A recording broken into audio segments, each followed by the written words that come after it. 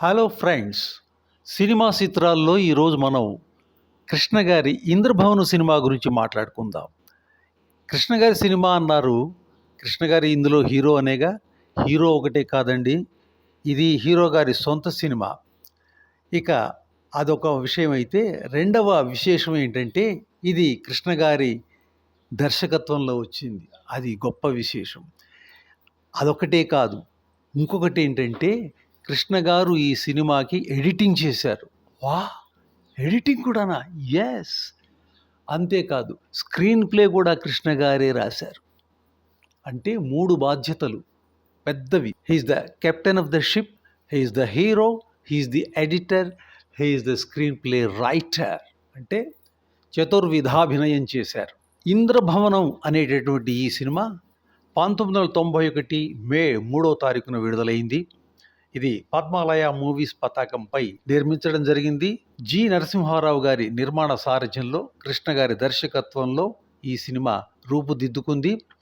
మరి ఈ చిత్రంలో ప్రధాన తారాగణం ఎవరంటే కృష్ణ, మీనా హీరో హీరోయిన్స్, కృష్ణంరాజు, కోట శ్రీనివాసరావు, జ్యోతి ప్రముఖ తారాగణం.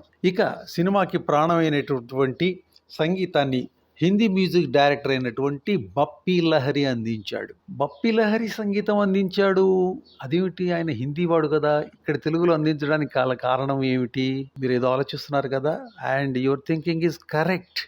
1990లో హిందీలో వచ్చినటువంటి స్వర్గ్ అనే సినిమాకి రీమేక్ ఈ ఇంద్రభవనం.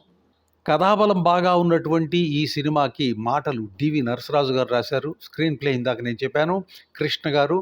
సరే, ఇక ఛాయాగ్రహణం కెఎస్ హరి, కూర్పు స్వయంగా కృష్ణ. ఈ విషయాన్ని కూడా నేను ప్రత్యేకంగా మెన్షన్ చేశాను. ఇక కథ ఈ సినిమాకి ప్రాణం.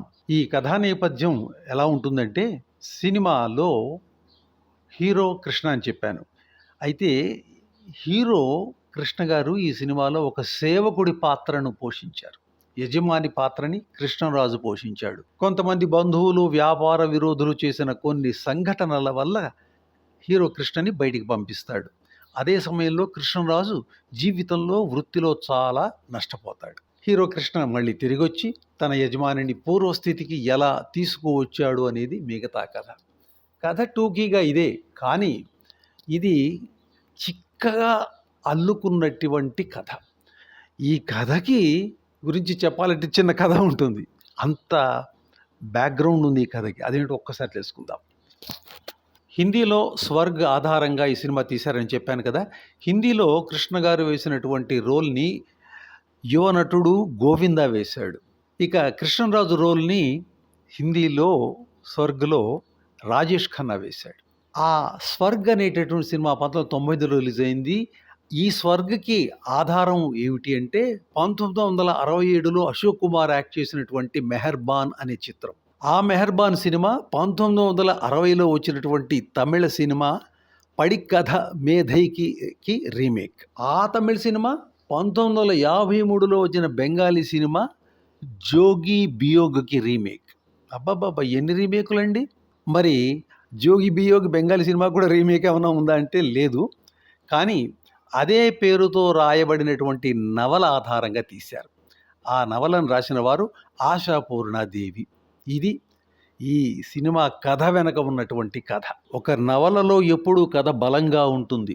రచయిత్రి చాలా చక్కగా రాస్తారు, దానిని రూపాంతరం చేస్తారు సినిమాకి తగ్గట్టుగా.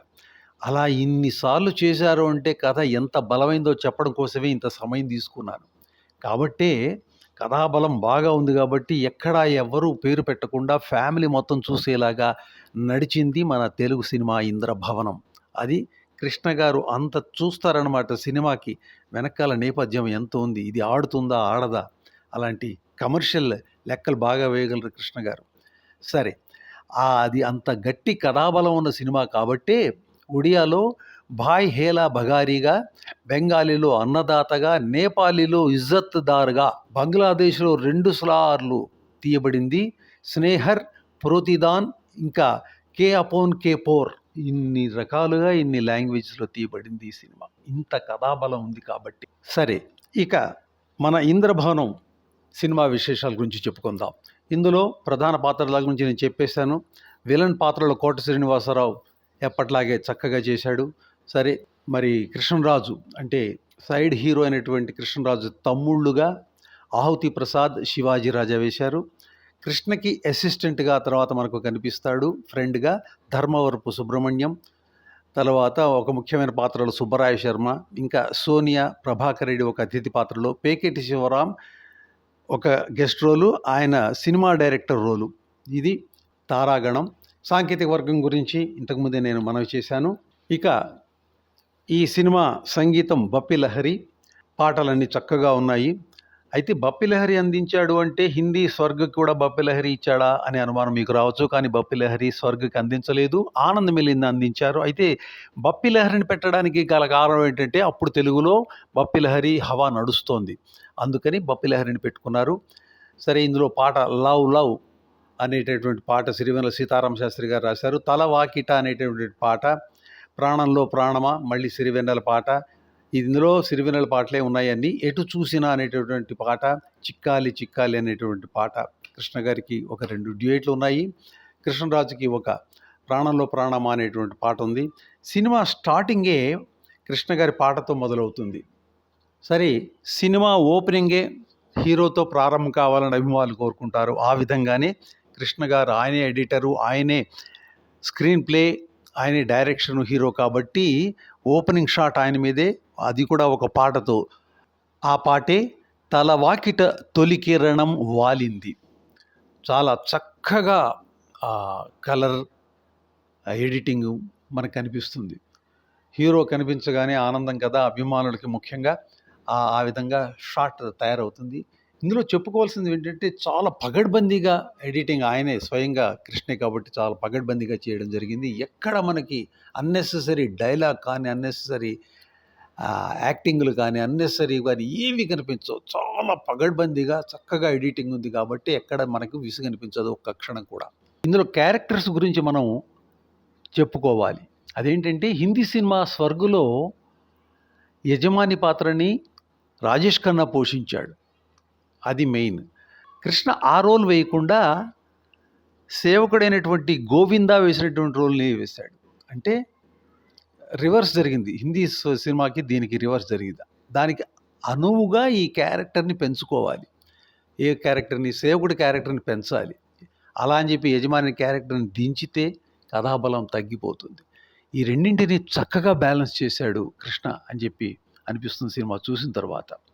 అందుకే కృష్ణరాజుకి కూడా ఏమాత్రం ఇంపార్టెన్స్ తగ్గకుండా మంచిగా చూపిస్తూ, చక్కగా చూపిస్తూ, తాను కూడా ఈక్వల్గా నటిస్తూ, పోటాపోటీగా ఇద్దరు నటించేలాగా డైరెక్షన్ చేశాడు ఆయన. ఇక తన రోల్ క్యారెక్టరైజేషన్ని మార్చుకోవాల్సి వచ్చింది. హిందీ సినిమా స్వర్గలో గోవిందా యంగ్ మ్యాన్, బాగా యంగ్ ఫెలో, అంటే మేబీ 20, 21, 22 అలా. అతనికి సినిమా పిచ్చి ఉన్నట్లుగా అందులో చూపిస్తారు. అంటే కాలానుగుణంగా ఈ కథలో ఆ రోల్స్ యొక్క క్యారెక్టరైజేషన్ మారుతూ వచ్చింది. 1990 వచ్చేటప్పటికి ప్రేక్షకుల టేస్ట్ కూడా మారిపోయింది. సినిమాల పిచ్చి, సినిమాల పట్ల ఇంట్రెస్ట్ జనసామాన్యానికి కలగడం, సినిమాలో చేరాలి, సినీ ఫీల్డ్లోకి వెళ్ళిపోవాలి, నటించాలి అనేటువంటి కోరిక మనుషుల్లో ప్రబలింది. అటువంటి క్యారెక్టర్ది గోవిందాది. అయితే కృష్ణ గారు అలా ఆ విధంగా తీయకుండా దాన్ని ఇంకో రకంగా మలిచారు. ఒక నమ్మక పాత్రమైన సేవకుడు ఎలా ఉంటాడో చూపిస్తూనే మళ్ళీ లింక్ ఎలా చేశారు అంటే, ఏదైనా జాబు కోసం వెళ్ళి ఎక్కడా జాబ్ దొరకకపోతే చివరికి సినిమాలలో ప్రొడక్షన్ అసిస్టెంట్గా చేరినట్లు, ప్రొడక్షన్ అసిస్టెంట్గా చేరినప్పుడు కెమెరా ముందు ఒక హీరో డైలాగ్ చెప్పలేకపోతూ ఉంటే ఆ డైలాగ్ని టక్మని వచ్చి ఈ ప్రొడక్షన్ బాయ్గా ఉన్నటువంటి హీరో కృష్ణ వెళ్ళి చెప్పడం, దానికి ముగ్ధులైపోవడం అందరూ, ముఖ్యంగా డైరెక్టర్. నెక్స్ట్ సినిమాలో నువ్వే హీరో అనటం, ఈ ప్రొడక్షన్ బాయ్గా చేరినటువంటి హీరో కృష్ణ యాక్టర్ అయిపోవడం, అక్కడి నుంచి ఇక సూపర్ స్టార్ అయిపోవడం. ఈ నువ్వు సూపర్ స్టార్ అయిపోతావు అనేటువంటి డైలాగ్ని కూడా ఆ డైరెక్టర్ పేకేటి శివరాం వేశాడు ఆ రోలు, ఆయన చేత చెప్పిస్తారు. నువ్వు మామూలు నటుడు కాదయ్యా, సూపర్ స్టార్ అయిపోతావు అంటారు. ఇదంతా మనకు అభిమానులకి పండగే, ఆహా ఆహా అనుకుంటూ చూస్తారు. అక్కడిని ఏం చేస్తారంటే మళ్ళీ నువ్వు సూపర్ స్టార్ అయిపోతావని అనేటటువంటి డైలాగ్‌ని నిజం చేయడం కోసము చక్కగా 'super star Krishna' super hit సినిమాల్లోంచి పాటలనన్నింటిని మనకి కనువిందుగా చూపిస్తారు. అందరూ ఎంజాయ్ చేస్తారు. ఇక కృష్ణ అభిమానులైతే పండగే పండగ. చక్కగా అన్ని పాటలు సూపర్ హిట్ సాంగ్స్ అన్నీ వచ్చేస్తాయి. అవన్నీ వరుసగా చూసుకుంటూ బాగా ఎంజాయ్ చేస్తారు అందరూ. అంటే ఇక్కడ చక్కగా కమర్షియల్ ఎలిమెంట్‌ని చాలా తెలివిగా వాడుకున్నారు కృష్ణ గారు. అలా సూపర్ స్టార్ అయిపోయిన కృష్ణ బాగా డబ్బులు సంపాదించిన తన యజమాని, తన అనాథగా తనను పెంచి పోషించి పెద్ద చేసినటువంటి యజమాని పట్ల పూర్తి విశ్వాసం చూపిస్తూ ఆయనని ఆదుకోవాలని శతవిధాలా ప్రయత్నం చేస్తూ ఉంటాడు. కానీ విలన్ కోట శ్రీనివాసరావు పన్నిన పన్నాగంలో ఆ ఇంద్రభవనాన్ని విడిచి వెళ్ళిపోతాడు యజమాని అయినటువంటి కృష్ణరాజు. ఇక కృష్ణరాజు తమ్ముడైనటువంటి ఆహుతి ప్రసాద్ వేశాడు ఒక తమ్ముడుగా, రెండో ప్రసాద్‌గా శివాజీ రాజా వేశాడు. వాళ్ళు కన్విన్సింగ్‌గా యాక్ట్ చేశారు. వాళ్ళు అన్నకి విద్రోహులుగా ఉంటారు. అన్నకు అన్యాయం చేస్తారు. చివరికి ఆ ఇంద్రభవనం వేలం వేయబడుతుంది. ఆ వేలం పాటలో విలన్ కోట శ్రీనివాసరావు దాన్ని కొనుక్కొని కుమార్ మీద అంటే కృష్ణరాజు మీద పగ తీర్చుకుంటాడు. ఇవన్నీ గమనించినటువంటి మన హీరో కృష్ణ ఈ వాటినన్నింటిని చక్కదిద్ది మళ్ళీ ఇంద్రభవనాన్ని అతనికి తిరిగి అప్పగించడమే కథ. అప్పుడు ఈ ఈ ఇద్దరి తమ్ముళ్లకు బుద్ధి చెప్తాడు చక్కగా. అలాగే కోట శ్రీనివాసరావు కూడా అదే పద్ధతిలో ఎలా అయితే మోసం చేశాడో తన యజమాని అయినటువంటి కృష్ణరాజుని అదే విధంగా మోసం చేస్తాడు. ఈ ప్లాటింగ్ అదంతా చాలా చక్కగా నెరేటివ్స్ చాలా చక్కగా నీట్‌గా తీశారు. ఎక్కడ ఎక్సెస్‌గా తీయలేదు. ఎడిటింగ్ చాలా పర్ఫెక్ట్‌గా ఉందని చెప్పాలి. ఆ జాబ్ కూడా కృష్ణ స్వయంగా చేశారు కాబట్టి ఆ కమర్షియల్ లెక్కలు బాగా ఫాలో అయ్యారనిపిస్తుంది. తరువాత ఆ ఇంద్రభవనాన్ని మళ్ళీ తానే కొని ఒక కూతుర్ని కూడా పోగొట్టుకున్నటువంటి కృష్ణరాజుని తిరిగి ఆ ఇంద్రభవనంలోకి అడుగుపెట్టిస్తాడు. ఇదిలా ఉంటే ఆ కృష్ణరాజు యొక్క చెల్లెలు కృష్ణని ప్రేమిస్తూ ఉంటుంది. అది కృష్ణకి తెలియదు ముందు. తర్వాత తెలిసినా తెలియనట్టు ఉంటాడు తెలివిగా. ఆ విషయం కృష్ణరాజు చెవిలో చెప్పి ఇలా ఇష్టపడుతుంది నిన్నిచ్చి పెళ్లి చేస్తానంటే సరే మామూలుగా ఒప్పుకుంటారు. పెళ్ళి అయిపోతుంది. అక్కడితో శుభం కార్డు పడుతుంది. ఈ విధంగా చాలా పగడ్బందీగా ఎక్కడ ఆక్షేపణ లేని విధంగా ఇంటిల్లిపాతికి హాయిగా కూర్చుని చూసే సినిమా. బప్పిలహరి సంగీతం అందించిన ఆ కమర్షియల్ హంగు డప్పులు గిప్పులు ఉండవు. చాలా ఫ్యామిలీ డ్రామా కాబట్టి చక్కటి సంగీతాన్ని బప్పిలహరి అందించి నేను ఇలాంటి పాటలు కూడా న్యాయం చేయగలను అని నిరూపించినటువంటి సంగీతం ఉన్నటువంటి పాటలు ఉన్నటువంటి సినిమా ఈ ఇంద్రభవనం. ఎలా చూసుకున్నా ఇది చక్కటిది. అటు అభిమానులకు పండగ, ప్రేక్షకులకు ఇంటిల్లిపాతికి నచ్చేటువంటి ఒక ఫ్యామిలీ స్టోరీ. అది ఈ ఇంద్రభవనం. మళ్ళీ సూపర్ స్టార్ కృష్ణ గారు నటించినటువంటి మరొక చక్కటి సినిమాతో ఆ విశేషాలతో సినిమా చిత్రాల్లో కలుసుకుందాం. అంతవరకు సెలవు. బాయ్.